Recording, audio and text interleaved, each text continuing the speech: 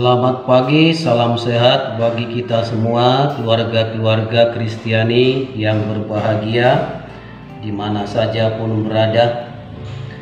Kita berjumpa kembali dalam channel Inspirasi Sabda Bagi Keluarga. Hari ini Sabtu 4 Desember 2021 kita akan merenungkan Sabda Tuhan dari Injil Matius bab 9 ayat 35, dilanjutkan bab 10 ayat 1, 6 sampai 8. Demikianlah Yesus berkeliling ke semua kota dan desa. Ia mengajar dalam rumah-rumah ibadat dan memberitakan Injil Kerajaan Surga serta melenyapkan segala penyakit dan kelemahan. Melihat orang banyak itu, tergeraklah hati Yesus oleh belas kasihan kepada mereka, karena mereka lelah dan terlantar seperti domba yang tidak bergembala. Maka katanya kepada murid-muridnya, "Tuaian memang banyak, tetapi pekerja sedikit. Karena itu mintalah kepada Tuhan yang empunya tuaian, supaya ia mengirimkan pekerja-pekerja untuk tuaian itu." Yesus memanggil ke-12 muridnya dan memberi kuasa kepada mereka untuk mengusir roh-roh jahat dan untuk melenyapkan segala penyakit dan segala kelemahan. Melainkan pergilah kepada domba-domba yang hilang dari umat Israel. Pergilah dan beritakanlah kerajaan surga sudah dekat. Sembuhkanlah orang sakit, bangkitkanlah orang mati, tahirkanlah orang kusta, usirlah setan-setan. Kamu telah memperolehnya dengan cuma-cuma, karena itu berikanlah pula dengan cuma-cuma. Demikianlah Injil Tuhan. Terpujilah Kristus. Bapak Ibu, saudara-saudara yang terkasih, tema renungan kita pada hari ini, pelayan yang bersedia bekerja. Pelayan yang bersedia bekerja. Karena itu mintalah kepada Tuhan yang empunya tuaian, supaya ia mengirimkan pekerja-pekerja untuk tuaian itu.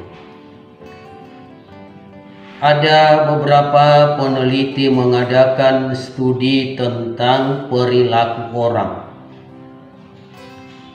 dan hasilnya antara lain yang menunjukkan bahwa tindakan orang yang dipengaruhi oleh pandangan mereka sendiri.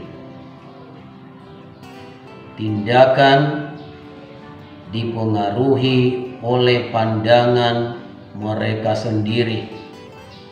Artinya, tindakan yang akan diberikan oleh seseorang terhadap sesuatu hal sangat terikat atau terpengaruh dengan pandangan dia sendiri. Injil hari ini memberi gambaran yang kira-kira sama dengan pandangan setiap orang di dalam memberikan suatu tindakan. Yesus berkhotbah, menyembuhkan, memberikan diri seutuhnya kepada orang-orang yang datang kepadanya. Tetapi tiba-tiba Yesus berhenti dan tersentak oleh kebutuhan dari banyaknya orang-orang yang datang. Bapak Ibu, kalau kita perhatikan, Yesus tidak hanya lebih lagi berusaha melayani, berdoa kepada Bapa agar membantunya, tetapi Yesus berpaling kepada para muridnya agar berdoa supaya Bapa mengirim banyak lagi pekerja. Dan apa yang dilakukan oleh Yesus kemudian? Ia mengutus para muridnya untuk pergi melayani orang-orang banyak tanpa dia sendiri menyertai mereka. Dan hari-hari selanjutnya, Yesus sama sekali tak ingin melakukan pelayanannya itu sendirian. Ia menyisihkan justru lebih banyak karya pelayanan dalam kerajaannya bagi para pengikutnya. Dan kita jangan lupa bahwa ini mencakup segala tindakan dan perbuatan kita juga. Mungkin kita mau mengucapkan, kadang tanpa kita sadari, kalau kita diberikan pekerjaan terutama melayani saudara-saudara kita dalam kebutuhan sehari-hari, kita mengatakan, aku ini sibuk, aku ini tidak memiliki apa-apa, aku ini tidak pantas, dan macam-macam alasan kita buat untuk melayani dan berkarya di ladang Tuhan. Yesus ingin sekali adanya pekerja-pekerja untuk tuayannya. Sangat diharapkan adanya pekerja setiap hari yang bekerja untuk kerajaannya. Dalam tugas bekerja dalam kerajaannya ada banyak macam-macam peran yang berbeda-beda yang memerlukan macam-macam keterampilan. Ada memiliki keterampilan untuk berbicara, menyampaikan renungan, berkhotbah. Ada memiliki keterampilan untuk membaca firman Tuhan. Ada keterampilan untuk menyampaikan ayat-ayat kitab suci dan lain sebagainya. Tetapi yang sangat diingini oleh Allah ialah pelayan yang bersedia bekerja. Bila kita menanggapinya dan mempersembahkan diri kita, tentu kita akan berbuah banyak. Untuk itulah perlu adanya keseimbangan, ketekunan kita, dan kesetiaan Tuhan menyertai kita antara pekerjaan atau karya-karya kita dan rahmat-Nya. Santo Agustinus seturut tradisi pernah berkata, kita perlu berusaha dan bekerja keras seakan-akan semuanya tergantung kita. Tetapi kita juga harus berdoa terus-menerus seakan-akan semua tergantung pada Tuhan. Kita juga diingatkan bahwa kita telah menerima kebaikan dan rahmat dari Allah secara cuma-cuma. Maka sepantasnya kita pun memberikan diri kita secara bebas dan sukacita untuk memajukan kerajaannya di tengah-tengah kita. Sudah waktunya saat ini kita laksanakan perintah Yesus agar kita memberitakan Injil untuk membawa banyak orang yang belum percaya kepada Yesus maupun yang sudah percaya namun menjalani hidup menurut ajaran dunia.